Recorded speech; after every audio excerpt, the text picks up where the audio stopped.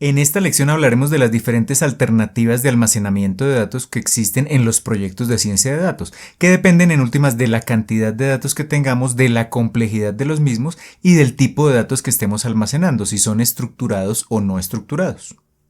Entonces vamos a organizar estas alternativas de almacenamiento dependiendo de dos factores que van a permitir diferenciar a su vez unas de las otras. Entonces, un factor que he dibujado acá en el eje horizontal es la complejidad de los datos, es decir, si son datos estructurados o no estructurados.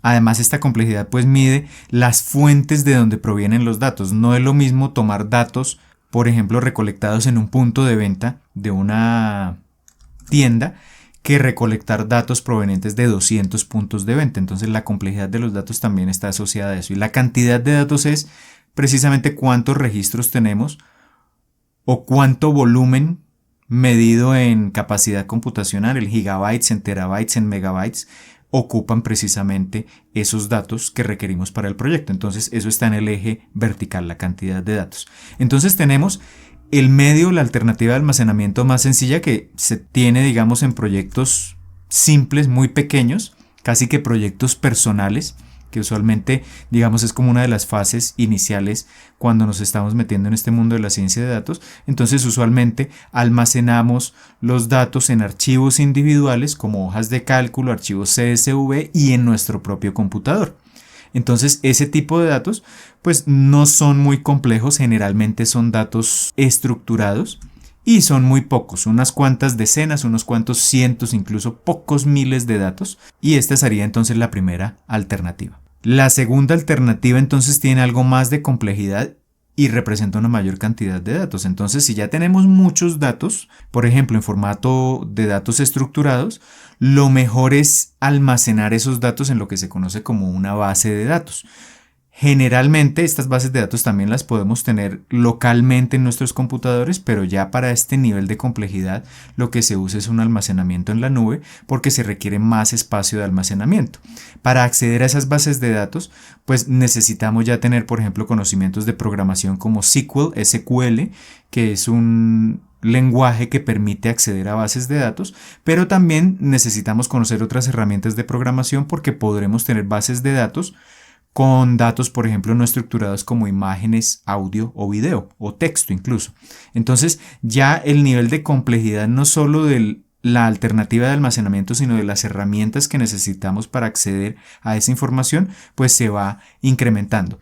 Acá lo importante de una base de datos es que generalmente lo que tenemos allí almacenado es un solo tipo de datos, es decir, o almacenamos datos estructurados o almacenamos imágenes o almacenamos videos, pero generalmente se organiza para almacenar solo un tipo de dato.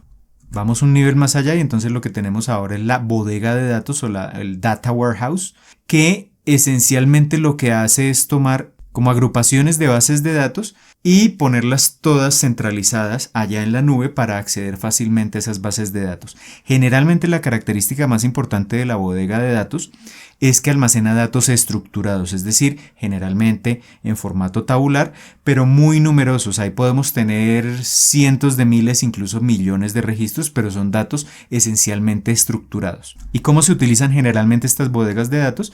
Pues se utilizan generalmente para lo que conocemos como la inteligencia de negocios, es decir, que allí, por ejemplo, una empresa, un negocio en particular puede almacenar información de ventas en diferentes puntos de venta, en diferentes épocas del año, es decir, el histórico de las ventas de la empresa en diferentes lugares o zonas geográficas. Podemos almacenar, por ejemplo, la interacción de los usuarios con el sitio web de la empresa, esos son datos estructurados. Podemos tener almacenada la información de los diferentes clientes que tiene la empresa y de todos los productos que han comprado esos clientes en los últimos años. Entonces, toda esa información estructurada está ya disponible para que se extraiga de esa bodega de datos y podamos hacer el análisis del negocio, es decir, comenzar a extraer información de esos datos estructurados para tomar decisiones dentro del negocio. Y tenemos entonces, por último, el lago de datos o el data lake, que es, digamos, la alternativa de almacenamiento más compleja y que soporta la mayor cantidad de datos posible. Generalmente todo esto pues se lleva a cabo en la nube. Entonces estamos hablando de cientos de miles de millones o de cientos de millones de datos incluso.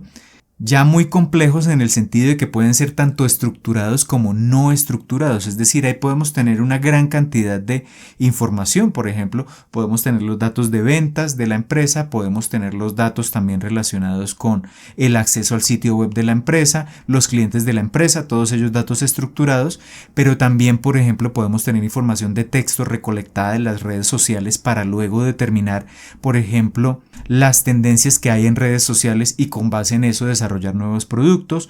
O podemos también tener información de audio o de video o de otro tipo de datos no estructurados que también más adelante con un procesamiento más complejo nos permitan extraer información relevante para el negocio. Y entonces digamos que ese lago de datos pues es la alternativa de almacenamiento de mayor complejidad, porque podemos tener datos estructurados y no estructurados y donde podremos almacenar la mayor cantidad de datos. Es decir, es la que ofrece el mayor potencial de ser explotada posteriormente usando diferentes técnicas de ciencia de datos. Bien, ya tenemos claros los diferentes tipos de almacenamiento que podemos tener en un proyecto de ciencia de datos, y la elección final del tipo de almacenamiento a utilizar dependerá de la magnitud del proyecto y de la complejidad misma del negocio. Pero resulta que, como lo vimos en el ejemplo del ciclo de vida de un proyecto de ciencia de datos, los datos no son ideales y requieren un procesamiento previo antes de que podamos analizarlos. Esta fase se conoce como el preprocesamiento de los datos, y de ella vamos a hablar en detalle precisamente en la próxima lección.